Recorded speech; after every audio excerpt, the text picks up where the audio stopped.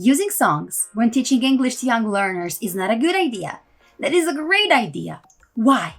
When you're using songs with young learners to teach English, you are reviewing old vocabulary, introducing new vocabulary. You're also helping them learn about rhyme, intonation, and you're helping them remember the lines. There are many benefits of using lyrics in storytelling.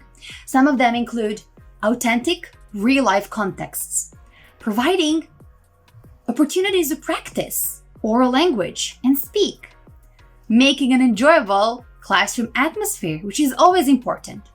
Another thing is how easy can you include other cultures and enhance literacy instruction. Last but not least, it also aids in retention and comprehension